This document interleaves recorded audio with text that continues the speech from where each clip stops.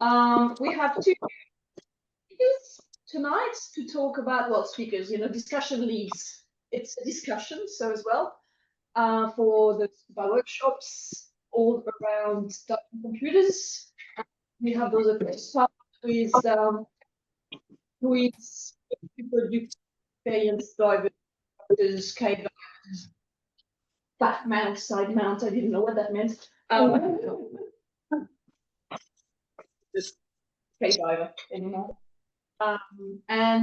Yes, and we also, so Terri is going to talk to us about the computers themselves and the survey. Yep, that's the results were published. Well, yeah, there was a little summary in the last button. And the second part, Mike, who's a software engineer by day and a software engineer by night and scuba diver as well. So, and he's talking to us about, softwares around data gathering and what they can. So, yeah, let's get going. Thank you. Thank you very much. Clap now. So yeah, thanks for inviting me to talk again. Jeff might pipe in a couple of bits and pieces. I'm mainly really just going to base my discussion around the survey that a number of members filled out, and then just a slide just on my thoughts about how we use computers, and maybe to try and stimulate some thoughts and discussions about how you might want to use your computer. So a couple of people actually remembered to bring theirs in, but also I'm hoping we can just point people to, finding more. I know some people just got the computer, they go diving, they don't care, and that's absolutely fine as well. But maybe we start to think about, a few other bits and pieces about what does this amazing thing do. And new computers are really incredible. I mean, you can change everything on them, which is really nice. So you can get rid of things that you don't really want to look at, whatever. All right, so let's have a look. Oh, am I doing something wrong? Arrow. Arrow, that one? Yep. No. Click. We need more people. More people. You're not pressing right, Terri.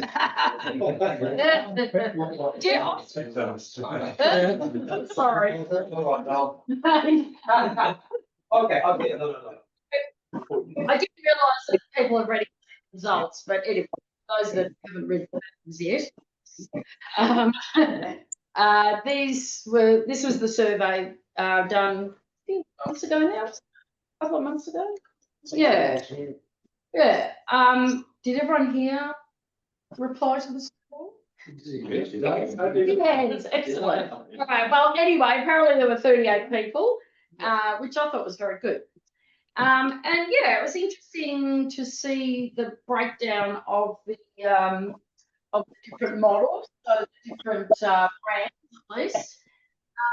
And Shearwater was the most popular, and different types, of course, the Perdix, the smaller Terric, the Peregrine, the basic computer. So we both use Shearwaters now, and I was actually quite pleasantly surprised that there were that number of Shearwaters around, because we buy these expensive things and they last many years. But obviously people are updating, or new people are looking at these sorts of computers. And then so there's 23 people with that, 9 Suntos of various models. Eons and Zoops and Oceans and Vipers, and I think a D5 I think is probably the most sophisticated, correct me if I'm wrong. I think that's the most technical one. You can do a lot of changes. 5 Scuba Pro / Galileo, Aladdin, that kind of that's a Galileo. This is the Aladdin Tech 2. So over the years we've had a few of those. G2 is I think the latest Scuba Pro, and you can also do a lot of changes and technical things with that. One Aqualung, yay for that person. Putting your hand up. And I almost forgot the Apple Ultra 2. So that's actually the Apple Watch, but it's the fancy pants one that you can actually take diving. And the person that replied to that used both an Apple and another brand. Maybe it might have been a Shearwater, I can't remember. And they mainly use the Apple Ultra 2 as their backup computer, which is sort of interesting. I've never seen the Apple one. Has anyone ever seen one? It's good. Yeah? Yeah. Okay. So it's pretty much like the Zoom to Ocean. Yeah. They have the best. Mm-hmm. So I own the D5 and the Eon. Oh, and the okay. Ocean. Yep. All right. And the Eon has a shit display compared to the Ocean. Right. At Okay. sun, Yes. I'm reading underwater. Right. It's like absolutely broken. The same goes for the Apple Watch. Okay. Right. Oh, it's good. Pretty fancy backup watch. Yeah, but I suppose you can also use it a bit as a normal watch, but It is, it's kind of big, so Smartwatch plus a dive. once it goes diving, yeah. Oh, interesting. I'd love to have a look at one at such. I didn't respond to the survey because I Yeah. skipped my mind. But the Garmin's are pretty good. That's what I use. Yeah. Well, I was expecting to see Garmin's there, and Well, she was something. there just didn't seem to be any. So I suppose the thing to think about also is diving with people with different sorts of computers, different algorithms. Many of you are probably aware the Sunto tend to be very conservative. So we used to do this to our friends that had Sunto, meaning how many minutes of deco have you got? But you could also argue they're very conservative. That's a good thing. They're gonna get you out of the water quicker. Slower, or they're going to or give you more deco if you end up going deco diving. So it's just something to be aware of, and that will flow into something I want to bring up a bit later about planning. A lot of the older computers, you really can't change a lot on them as far as different settings and more technical things. But as I said, what I like about the Shearwater is particularly being able to put on the screen what I want to see or what I need to see. Do you want to show the original computer? Okay. Yes. And of course, there's also these computers. Does anyone still use tables? Yeah. Okay. That's my backup. Yeah. So you have that as a backup or use it as Navy divers. These are the US Navy. I remember diving Rabaul on a 56-meter wreck on a single tank, heaven help us, using US Navy tables. And it was a very short dive down and up, and then I did that to 75 meters on President Coolidge. Oh, right, the bank. On the tables. Wow. Yeah. You wouldn't have had very much time. No, it just went down, and Yeah. then but I don't remember much because I was very. You're so knocked off your Yeah. face. The Coolidge is probably the most bendable wreck people dive because it's deep and they let anyone do it, and yeah. So anyway, tables, still can use tables. All right, let's move on. The next question people asked was how many dives did you do since the start of the year? I wasn't really quite sure how this fitted in, but anyway, 0 to 100, that was pretty broad. And then what types of diving do you primarily do? Recreational, technical, cave, rebreather. So vast majority of people use their computer for recreational, as you suspect. And there's about 10 people use it for technical diving, cave diving, and I think there was 1 or 2 people use it for rebreather diving. So this is where, of course, obviously the technical or the more advanced or the newer computers start to come into their own. But something to think about is even if you think you might one day join the dark side and put another tank on your back or put another tank on your side or whatever, I would strongly suggest thinking about if you're going to buy a new computer, get something that might be able to use those extra gases. We don't want to be buying new things all the time, but if we're going to get something, maybe something that'll be a bit future proof. Okay, what settings do you use? This one was quite funny actually. There's lots of different set as purchased. No need to change. Can't change ye olde Aladdin Pro. I like that one.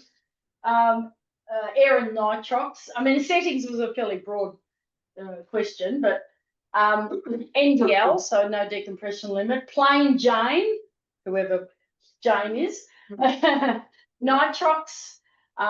Someone said they use conservative settings. A technical person said they use OC Tech on the shear waters and they adjust their gradient factors. Someone also said if solo are more aggressive. Now, I wasn't sure if that was more aggressive as in conservative or the other way. But anyway, I just put it up there. Nitrox, deco, gradient factors, tank pressure. Okay, any comments, any discussion or anything about that? No one is mentioning compass. No. And that's a great point, isn't it? Because a lot of computers now have compasses, and it's great not having to carry that extra thing, isn't it? And plus they're digital, so much easier to use. There's none of this sort of keeping it flat and all that. So, I mean, settings people might have thought, what things can I change or what things? So I suppose that question is a bit open, but yeah, definitely compass, yeah. Do those computers tell you how to come back to the boat? Like a GPS, like No, A typical so compass. to get that, no, they don't yet. But interestingly, what Sunto is trying to do quite good the ocean. They use the systems on the watch that are working on the water, which is inertial and compass, and they try to map the roof. And it's pretty impressive what they can do. So you get a 3D map because you get pressure as well, and they even if you move around a bit, but their compass inertia correlation system is pretty good that you get your path. So if you get the entry and exit point via GPS, because the ocean also has GPS, you pretty much technically would get the entire trip. So yes, technically you could ask the watch to bring you back. The problem for that, I don't know if they really cater for drifts. Probably Yeah. not. It's hard to detect. exactly. So if you go with the water drift, then you have zero inertia, but you probably then Yeah. go at all. Yeah. So that means that the boat sitters, the captains, still have to actually stay awake and look out for us. Well, it depends on who you are. If they want to pick you up. Yeah. Oh, sorry, I have heard something else about some underwater GPS, but No, never. They can't do it. Well, some of the cameras do it, but the other thing on the shear waters they have bars per minute calculation, and that's quite helpful if you're doing some the more deeper dive and you're going, irrespective of the pressure, I don't particularly care about the pressure of my tank, so I just care about how much am I sucking down per minute. And I know I've got to go up, so I don't want to be in a situation where I know I've got to do a 30-minute deco and I've got 20 minutes of gas. yes. So The tank pod is particularly valuable because you can then monitor on your watch. And because you all know, we all know here that that the bar per minute, the number of bars that we suck gets less and less as we go closer to the surface. So it's not a bad little one when you're doing those deeper. Or convert it to litres per minute, and do a sack. But the thing I like with bar is because that's what my pressure gauge is actually measuring. Yes. So there's no head calculation to do. Correct. Yeah. No. So that's There's pretty much equivalent to that. It's called gas time. Yes. That's Or when the computer measures how much you breathe, and then Yeah. it will estimate on the current state how many minutes you have actually left. Yeah. I think some call it GRT, gas remaining time. or Yeah, something pretty like much, that. yeah. I'm going to talk about. Oh well, I've got a slide about that, but yeah, we can talk about that a bit more. So that was just a number of responses, but of course there are probably lots of settings that some of us use, and we learned it. Jeff and I just came back from Truck Lagoon, and we had fabulous dive masters there, and all pretty much all technical diving. So it was all, you know, gas switching and stuff. And the guide there, Danny, who's a Swiss background, I think. Swiss. Yeah, really good diver, really great guy, really good diver. He taught us a lot about other measurements you can do with the shear water, gradient factor surface, gradient factor delta 5, gradient factor 99, and you can kind of read about these things and you can sort of watch YouTubes and whatever, but when you're actually there and someone explains it and then you get in the water and you actually do it, it was so good, it was so interesting. And then, okay, if we stay longer or if we, you know, do more, you know, deco time, what would that do to that? And yeah, so so it was really good. So we're all still learning. Okay. So planning dives, and this might tie a little bit into Mike's talk, but I think he's mainly going to talk about logging. But planning dives, do you use your computer? So I guess your computer could be your dive computer, but it could also be software, and there was a separate question about software. 24 people said they do not use their computer to pre-plan dives. Now, I don't know if that means they don't plan or they don't use the dive computer to plan. I think they don't play. I think I'm trying to think. But 10 said, yes, they do pre-plan using their dive computer. Now, I think most computers that I know of, and even these older ones, will do some sort of plan. I think, like, I personally, I think it's actually a great idea to do it because you'll get an idea of, okay, we want to go, you know, on the 26-meter sub, you know, want to do 20 minutes or 25 minutes. What's the consequences of that? Am I going to run into deco? Do I have enough gas? And with something like this shear water, I can put in my RMV, so it's my rate of consumption. So mine, Jeff and I are about the same. Actually, we're 13 litres a minute. So you can plug that in. You can tell it what gases you're using. You can tell it what size bottle, depth and time, and then it calculates it all for you. You know, if any of you ever done a tech course, my God, the maths we have to do to work out all the volumes and the litres. But this will just do it all for you. And then you can start thinking about, well, you know, I've got a 12-litre tank, it's filled to 220 bar, how many litres is that? That's pretty easy maths. And so you might go, okay, well, I've got enough to do the bottom. And this has got other gases in it, but that's, you know. But I've sat on the boat, you know, VSAG dives with other people and just said, right, let's quickly plan it, let's have a look. Okay, well, look, you know, 30 minutes would be too long, or we might run out of gas or something. And I just think for really good peace of mind and knowing the whole team are sort of on the same page, nothing wrong with just quickly having a look. Quickly, you know, it doesn't take very long. So it's a good thing to practice on your own computer. Any thoughts on that? I think the numbers reflect the numbers of people doing just recreational diving, and I mean, 90% of the dives, say Matt and I do at Ripe here or whatever. And so like, well, absolutely. Yeah. So You wouldn't plan right here. No, absolutely not. Just, and even if we go to Oregon, like, you know, don't go very deep, the tank is the limit. Yes. So Yeah. we pretty much meet up after 45 minutes anyway. Yes. That's it. Yeah. So there was never a requirement before. No. But I think it's still not bad to have a fun go at just doing it yourselves and just say, well, if I was going to do, for example, a 26-meter sub and I was going to do that and I've got this tank, how long could I stay?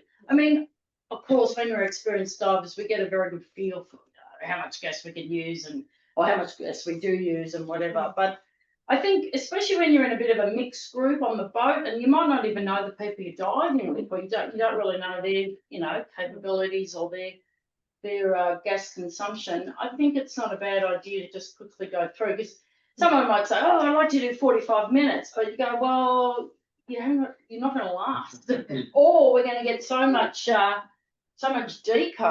that you're not going to, it's too cold, or we don't have the gas, or whatever. So,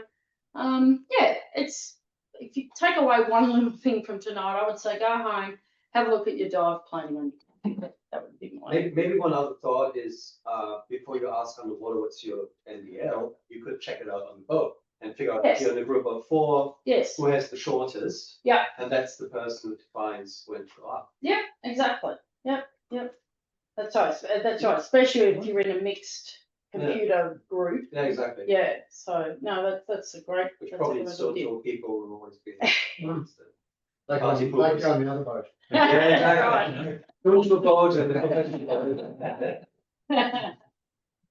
All right. So there was a question about do you use Software do you use software? I've added in planning versus logging because when I hear software, I probably think more about planning, being a technical background, but logging. So some of these are fantastic again. There are apps. People use the Shearwater Cloud. So that's a software that you goes as an app on your phone or whatever, or on the laptop, and that is a logging, and Mike probably talk about that, I imagine, in his talk. Multi-decode, that's a planning software, so that's for actually working out decode. It probably does logging as well, so excuse my ignorance if I don't know all these. Subsurface, does anyone know? Yeah, I'll talk about that. Yeah, you'll talk about it, great. The Sunto app or Android, they're saying this is what they use. You would check Data Track, which is that's a good. It's quite old now. I don't know. I assume Data Track still works, but I don't know if it's been updated. Zip. Does anyone know Zip? No. And Diverlog Plus, and I know a few people that use that. But once again, when we're at Truck Lagoon, we have people logging dives, putting in pictures, putting in a diagram of the wreck, drawing where they went on the wreck. Like, I think you're either you're a dive logger or you're not. Michael. So I might plan my dives, but I definitely don't log them anymore. So I shouldn't say that, but anyway. Okay. What do you like about your computer? And we mentioned that a little bit before. Easy to read. People like their colour screens. They like it in the console, but not on the wrist. I'll talk about that in a moment. Air integration. It looks after me. It, looked after me for a long time, someone said, which was good. Simplicity. Shows the SAC rate, as you were talking about, so the surface air consumption. But of course, you'll need some sort of air integration to be able to monitor that. Good battery life, easy to change. Great tech features, can change screen to show what I want. That's probably what I wrote, I think. Customer service, that should be backup, not as a cack-up. Might be a cack-up as well. And that the battery thing is kind of interesting because these sort of puck computers, some of them you can open and change that yourself. Although, of course, the manufacturers always say, don't do it. You've got to change the O-ring. It's got to be pressure tested. So they can be a bit more of a fiddle. These kind you can change yourself. And Jeff's just had on his Galileo. This is his backup computer. Just had the battery go when we were in Truck Lagoon, but it's got a funky size. What's it called? It's a CR26. Yeah, it's a long. $50 a battery. Yeah, $50. Like even online, it's like I mean you can change it yourself, but that's nuts. So the Perdix that we have. Another thing I love about it, just a simple coin here to open it, double O-ring, and it's just an AA battery, which you can get anywhere. I use a rechargeable. I use an any loop that we use for the cameras and stuff. My backup is the Terri, and that has that is a non-changeable battery, but it does last quite a long time. I don't know how long, but pretty good shelf life, and you just put that in a cradle to charge it. And I think a lot of the computers now are moving towards either some sort of cradle, which I think your Garmin, Sunto, D5, or if they're the bigger ones, then just put in your own battery. Do you, to charge your battery, you have to take the battery out, or are you saying it Does it by induction? Which, this one, the Terri? Oh, these, no, you just change the battery. Oh, okay. You just pull it out. And I use it, This one's induction. yeah, so I just have that, yeah, so I just use like any loops, or I just use any double A. And that's a great thing, you know, really, wherever you are in the world, you'd hope you could find a double A if it runs out, so, yeah. Any other thoughts about batteries? Well, I got more around what I like. Yes. Being a parent as well, and I take my kids diving overseas. One of the things I like is the shearwater supports multiple transmitters. Mm-hmm. I can spy on my kids' gas. Oh, Bloody helicopter parents. It's a helicopter parent without being. It's more about, you know, them being responsible for themselves, but I just wanted to say is, you know, you have that opportunity as well to monitor the gas load. That's cool. And particularly, you know, they're young divers, and even, you know, people that, you know, possibly you are diving with that necessarily you know, you might loan some gear to or whatever, you know, who may be unfamiliar. It gives you at least a good picture on are they in the safe zone or not. And I don't care to who's whether they, you know, if they are in the safe zone, it's if they're not. And so that's also the other. It's a more of a parent thing than a diving thing per se, but Trust and verify. trust and verify. That's why you choose that method instead of showing me. I do that too, Right. but it's more sometimes more towards the end. I'll have a look and then I'll go. Just to make sure they actually do sign it correctly as well. You know, so rather than go like this, I don't want to know that. Yes, you tell me. Yeah, because it's that training side. Yeah. No, that's a great thing, and I do believe that some instructors now do that with their students. So they have transmitters and they can monitor up to 8 or 10 or something. I could think of nothing. One of you guys is low on gas. Which one? Are you temporary? But The one without bubbles. oh, they're on a rebreather. They're okay. Just on the cheapest form. again, I haven't my No, it's nice. Add your thoughts. what I like about the Garmin and whoever had the Apple Watch something probably likes that too, that I can use it at the gym and as a normal smartwatch. Yep. Monitoring whatever my sleep, exercise, and then I can also use it as a dive computer, but also the Garmin specifically, and well, now the Sunto does it on like the Sunto Fusion GPS, because I put my photos on iNaturalist, and if I at Raipia, that's fine, I know where it is on the map, but if I'm at Hogan Island or whatever, to log it where I've taken the photos, or if I'm in North Walesie and I have no idea, I don't know the dive sites, and so I will take a GPS point. Well, when I put in dive mode, it takes a GPS point that allows me to know where I am, and then I can log that data as well.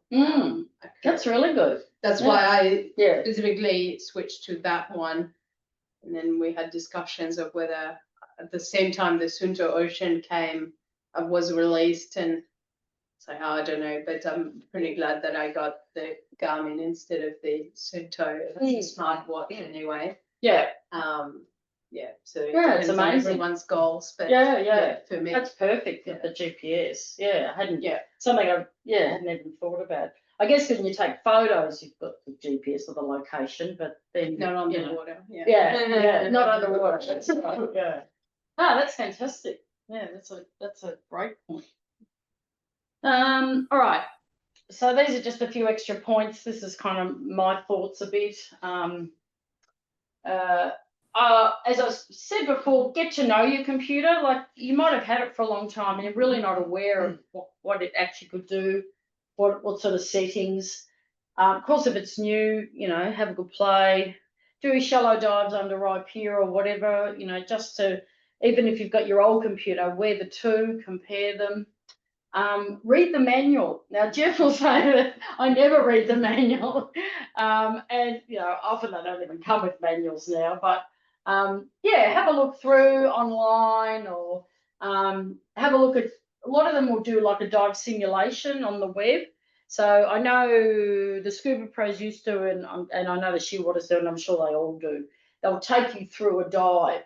So they'll show you as you know, just showing you the computer as the depth ticks over, as you're getting maybe closer to deco, the MDLs drop in. So you sort of know what to look for on your screen. Because I mean, every computer is quite different and things can be positioned in really different places. And when you become used to one, it's can get quite a bit distracting. So, oh God, where's the, you know, depth or whatever. What happens when I go into deco? Now, a lot of you would say, well, I'm just recreational, I never do anything that deep, or never blah, blah, blah.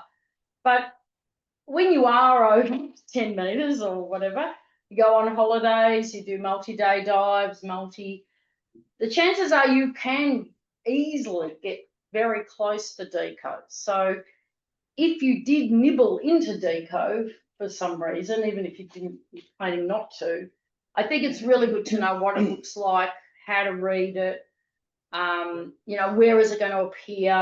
Why is that bright thing flashing at me before it's like, oh shit, what does this mean? Yeah, and you know, and I know we do plenty of dives on boats where people do go into deco, and which is fine, but I think it's good to know what does it all mean, or what, you know, how does that look on my computer.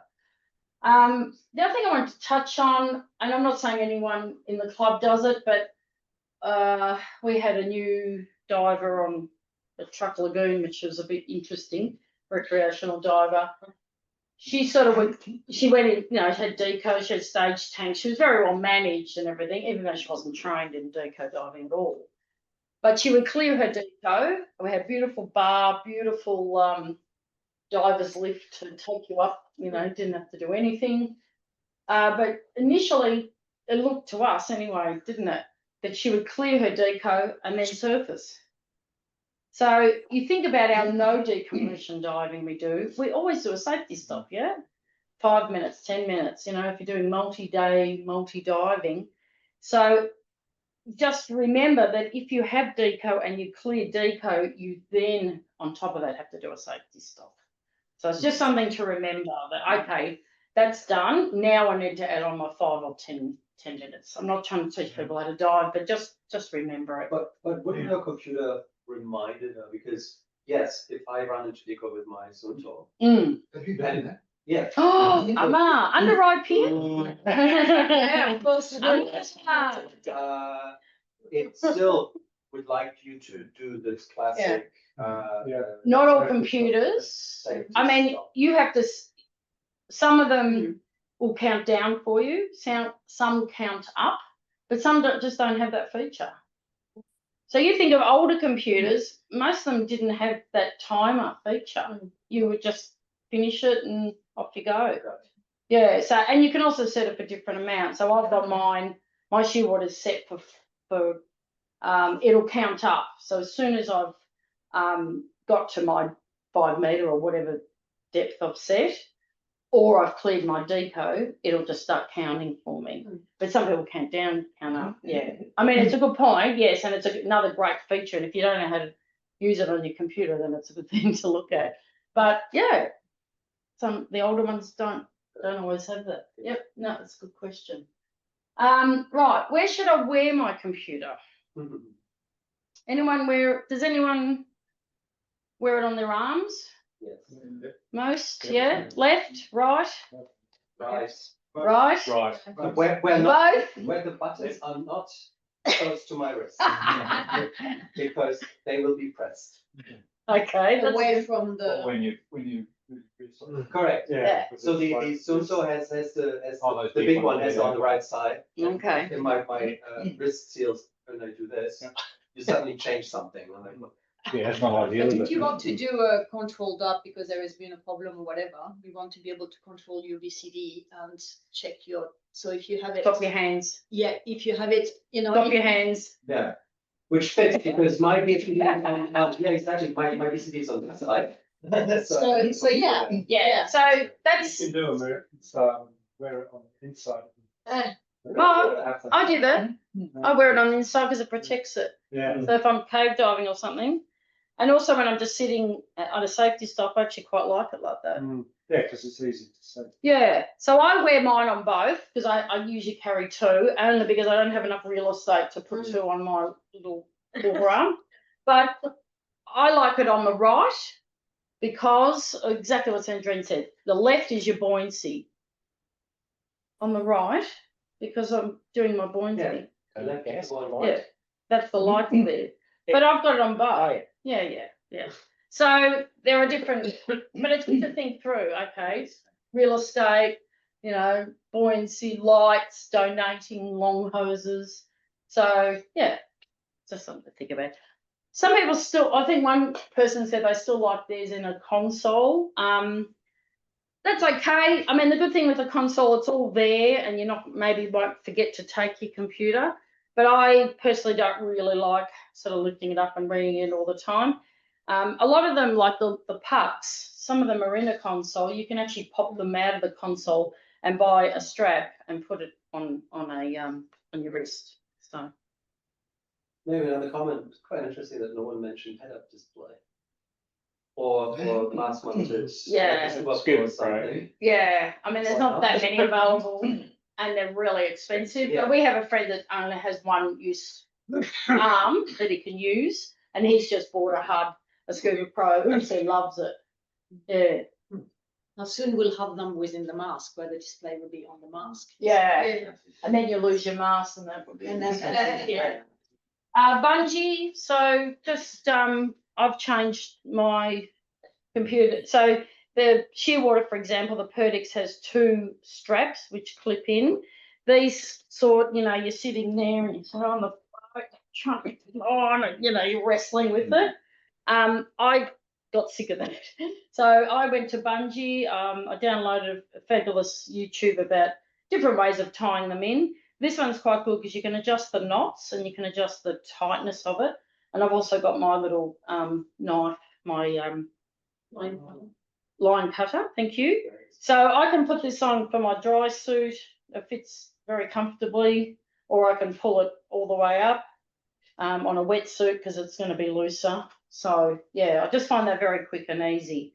I mean, bungees do wear out, but you know, I like that. Backup computers and bottom timers. So we sort of touched on it a little bit before, particularly technical diving. But honestly, if you go on a holiday, you go to Sulawesi or somewhere, and you're there for many days, and you've paid a fortune to get there. You know, computers can break down, or batteries can go, or whatever. I always carry two computers, and if I'm technical diving, I will wear both, or I'll, you know, at least keep one in the bag. The other thing to think about is if you're doing multi-days and multi-dives, you are going to start building up nitrogen in one of the computers, so you are better off to wear them both. And oxygen. And oxygen, yeah, CNS. Transmitters, so we've touched on that beautifully already about if you want to be a helicopter parent that you can monitor. What's that? Or instructor. Or instructor. As it happens, just this morning after I bought my football tickets online at 10 a.m. after a lot of stress, I heard a ding dong at the door and my two new Swift transmitters arrived. So I did have the older style transmitter, which were quite good, but they did get a lot of interference and communication. These ones now are supposed to be much better. They if they detect another transmitter around them trying to, you know, cut in on the show, they will slow down or speed up their transmission, and they'll stop crosstalk. So yeah, anyway. So what I like about them, very easy to see your gas remaining, as we've talked about. You can calculate your SAC, your surface air consumption, gas time remaining.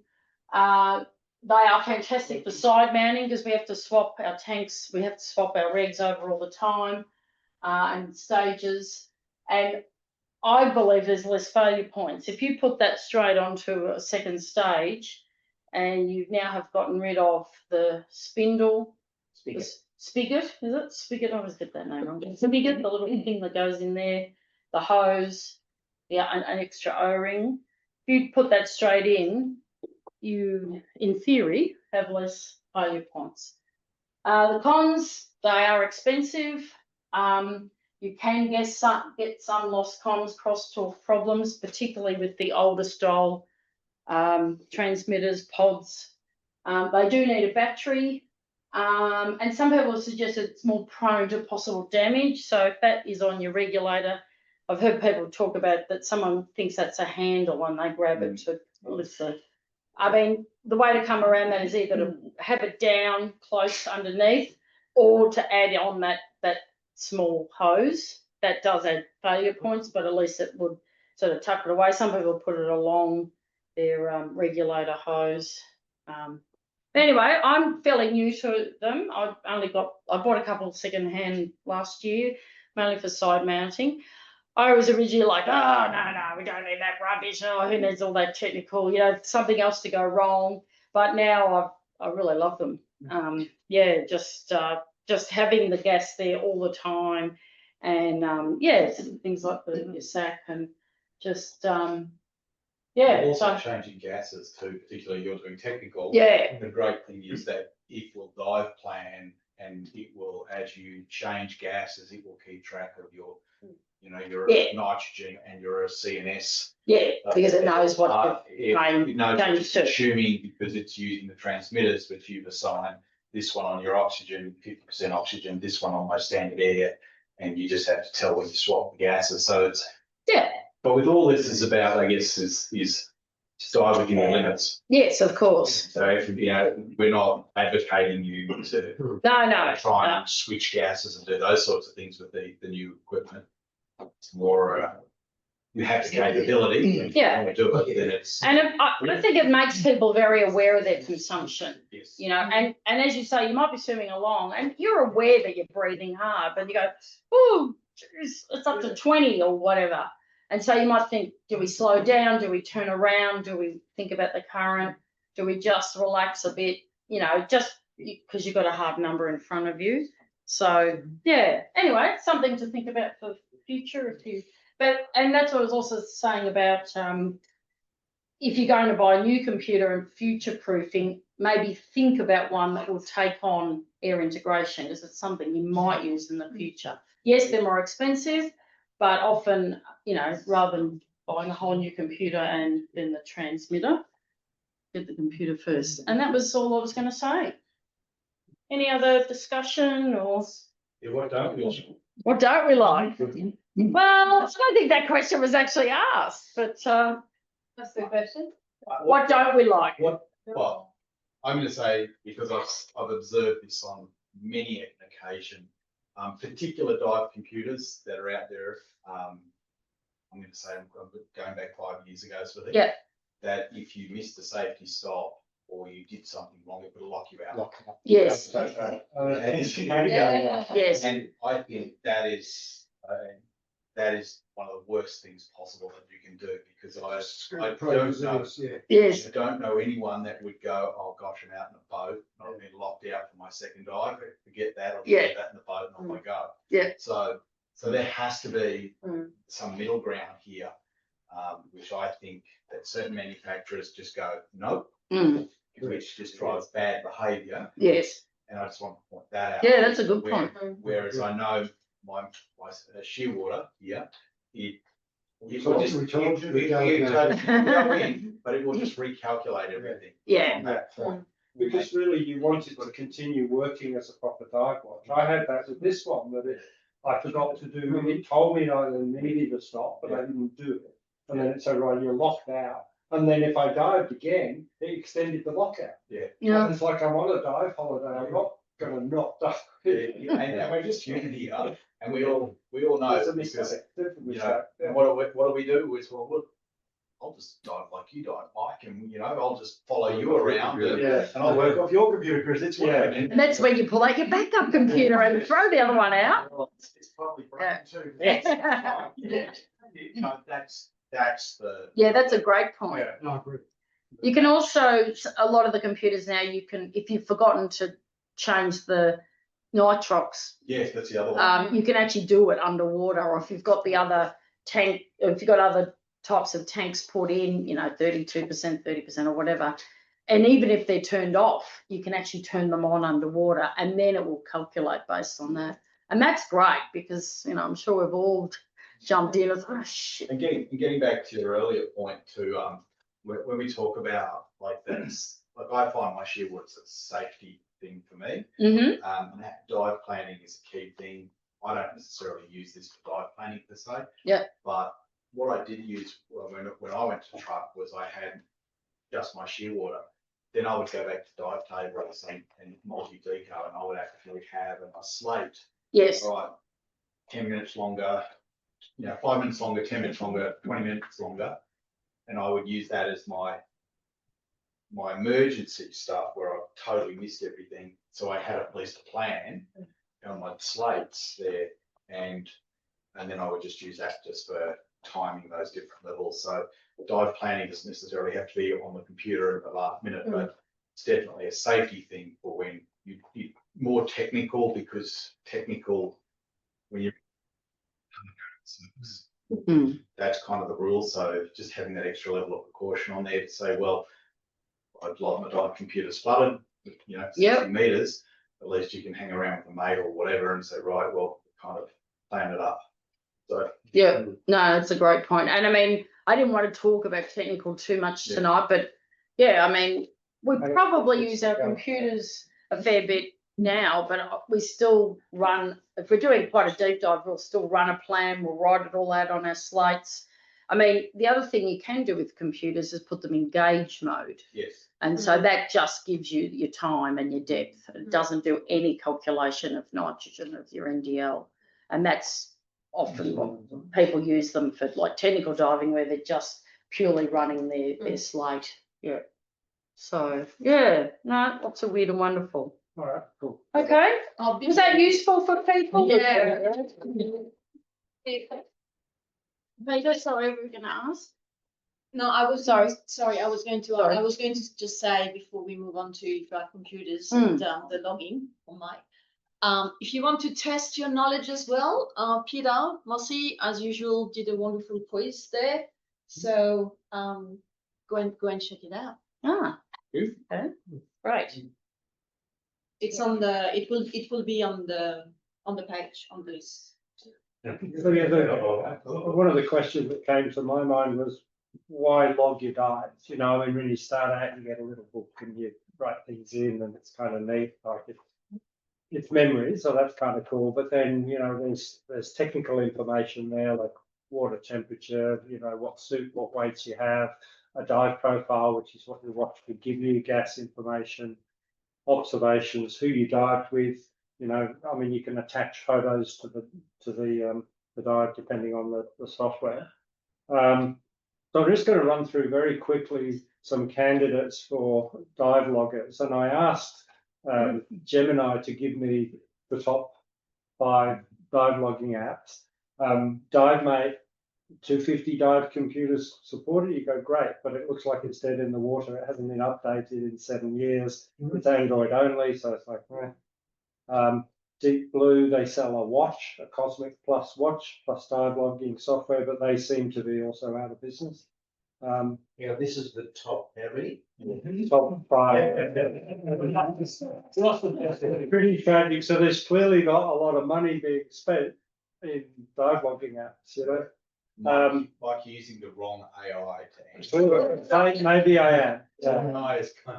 There's a Paddy app which came up, but it's pretty basic. Like it's just hard work because you've got to enter everything yourself. You've got no assistance from the computer, so that's kind of doesn't work. No computer sync. The SDI app is kind of in the same territory. They've got a computer sync in beta with the Shearwater. I don't know how far away that is before it actually works. The Suntu app that I use in this is like the world's worst software. It's just like, it's so bad, it's not funny. The sync is okay, but you can't get the data out of it. And that seems to be classic with all of the suppliers, that they want to lock you into their technology, so they don't let you share. And I think that's just an anathema, really, that in this day and age, you want to be able to bring it out to a spreadsheet and have a look at it and share it and all that kind of stuff. So, you know, it's pretty unexciting. Like, there's nothing that really goes, I'm going to get that. And then the thing that I found and I use is a thing called Subsurface. It's an old-fashioned, like a desktop kind of app, but you can load it on Windows or Mac and Linux. It's got a mobile version on Android and iOS. I haven't looked at that one. And it's built by Linus Torvalds. I don't know if any of you know, Linux is basically his brainchild, and he's a diver. So he built a. I didn't know he was a Yeah. dog. Yeah, there you go. They used to have the penguin as his little. Yeah, that's right. Yeah. Look, it's actively supported. Most watches are supported for sync. Some logs can be imported if you've got stuff on your shearwater, then there's a good chance you can bring it across. It's not pretty, it's very technical, but it does provide vendor independence. So if you switch watches, if you go from a Suntu to a Garmin or a shearwater, then you've got the ability to have continuity. And there's 20 languages supported for those of us who don't speak English or whatever. This is the main display. There's kind of a panel there which has basic information. It's got this dive profile here, so you can see the depth, and it's got little alerts which will appear, like if you come up too quickly, it'll give you a little icon to show that. You can see the water temperature, you can see your air, and you've got buttons here, you can customize that as well. It's got a GPS location, and then this is a list of the dives, so you can click between the dives and then see the others. The dive profile, I think, is quite good. You can even bring up what gas you're on. That's an example of, I think I hit my 50 bar there, and then this one I came up a little bit too quickly, and so it sort of logs that. So it's kind of useful that you can go back and look at your dives and you go, oh, I was ringing bells, I was setting off alarms. Maybe I'm not, you know, my buoyancy isn't perfect. The geolocation is kind of cool. It's got other tabs in it, so you can put in, if you've got multiple tanks. So the technical among us probably like that kind of things. And you can put in, I'm not sure what the other stuff is. I mean, you might even just have a pony tank or a safety tank. Yeah, that's you know, right. Don't have to necessarily be technical.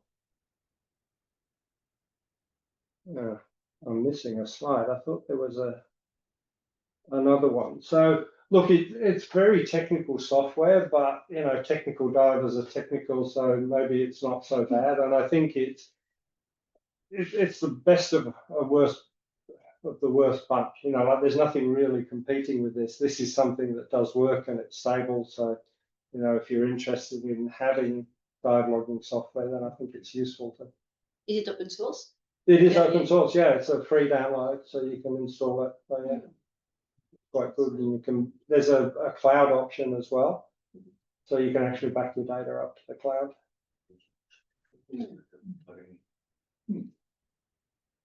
Can you migrate your dives from, say, DiveMate to this?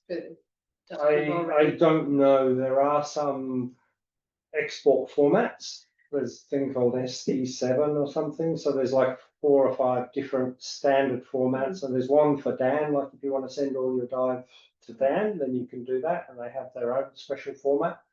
The format's kind of unintelligible. It's not a human readable thing. Yeah. And none of them really have, you know, like human readable kind of CSV export or anything like that. But you were asking about import, like to be able to get data that you have on the software. Yeah. Yes. So you can, I mean, you can import and export to those Right. standard formats. So it's supposedly standard, but not really that easy or nice. So, Yeah. you know, yeah. I mean, one of the things that subsurface itself uses XML for its data storage, which was something that's quite old now in the technology. You probably know that. And JSON is the current standard, and it's a lot easier because it's sort of human readable that you can actually open a file and have a look at it. Whereas the XML, Human readable too. in theory, yeah, but you need a DTD to decode it, right? Hang on, don't get too IT. Yeah. Well, the wonders of XML is that you can read it, it's human readable, but you need like a guide map. And without the guide map, then it's almost unintelligible. I mean, you can squint at it and sort of look at it, but you can't That's a decode good it. example there of, I'm just thinking about showing gas consumption, another reason to log dives. So you can say, well, I did a, whatever, 30-meter dive, and this is how much gas I actually used. Yeah, So it's sort of a good way to look back on, you know, if you're thinking about future planning or something, well, you've got something to have a look at. I mean, and personally, I did my dive master recently, and one of the things I needed to provide was a log of all the dives. And I needed to tag, this one was night, this one was deep, this one was drift, this one was current, all of that stuff, because they look at that and they go, okay, well, you need that experience. So that was part of my driver for logging things. And this was the best of them. And in fact, you can do that on this, and you can put tags on it. Right. So this is what you were doing, and you can put a rating on as well. I mean, the sort of dive profile I think is really good. You know, just to say, well, the watch is recording all that stuff, so you know I can see it here. Yeah. As opposed to otherwise, you just go, well, I've no idea what happened. Some computers will actually show you dive profile. They will show you a on little their screen. squiggle, yeah, Yeah, but it's not. but on the Perdix, you can Yeah, sort of because get a I've got the bigger reasonable screen, yeah. temperature. In fact, Des, show us your computer. He's got the best computer in the room. Yeah, What? Ah, Sorry. yes. it's SOS. They invented the Ah, dive computer in 1960, so Fantastic. it's 1970. That's the small model. Ah. That one was a brand new one. And it works with, there's no battery. As you go deeper, there's a small bulb which has a gas in it or gas in it. It goes through a ceramic filter, which is apparently equivalent to your tissue. That's forced into a solid container, and you get a depth reading on the top here, so the depth goes. Then on your way up, the reverse happens, goes back through the filter. And if you come up too fast, it'll tell you should have, yeah. Fantastic. The incredible thing about Oh. them is I remember what put me off them. I've never had one, you know, never had a computer because I don't trust them. But the reason for that was that with the instruction manual, it was advised that once a year you should tie it to a piece of string and drop it to 30 meters for half an hour To calibrate it. to see if it was calibrated. Oh, And if it wasn't, you should send it back. yeah. No wonder it's called the Bendomatic.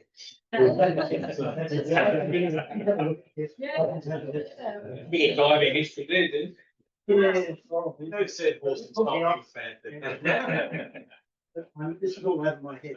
Good. It's fantastic what you're doing. We went to also showing that. But I'm just, people I'll online. stick with the paper. Yeah, Yeah, And you can, you know, tables are actually very well, they're conservative. conservative for my age. Well, they're very conservative because they're not giving you any buffer of. No. If you say you're going to 30 meters, you are going to 30 meters, and even if most of the dive is actually shallower, you're not getting any credit for it. So yeah, no. Just the next bracket anyway. Yeah, I mean, I made a joke about the tables, but really, many of us, that's how we well, look to I've done dive. really good tables. Yeah. Yes. That waterproof sticky tape on there. Alrighty, Okay. thank you. So do you want to absolutely. talk about, because one thing that Mike told me is that you're interested to kind of try to explore doing your own little Well, version. yeah, I mean, from my perspective, I think that a dive logging app would be useful. Does anybody in the room think that? Yeah, we got one. But it Oh, I think you and Terri should get together and Yeah, hanging out over a weekend. mine's a very edge case because, well, I love the consumption and the equipment and all the features that the apps have. But I love marine life and that's my main, I guess, aim. I love stuff on iNaturalist, but I get a species list for all my dives. I still do Yeah, and look, I think 740 that's dive where the opportunities are that you can cross-reference. Like if we dive together and it goes, well, I know your phones were next to each other in the car park, so you probably did a dive together, you Yeah, know, that kind yeah. of stuff, and then share all that information and have Yeah, yeah. the That's right. species list available for like, this is what people have seen at this site, for example, Yeah, you know, which would be amazing. Yeah. So all that sort of, so it goes beyond just logging my dives, but say, well, this is like a social thing. yeah. Yeah. 100%.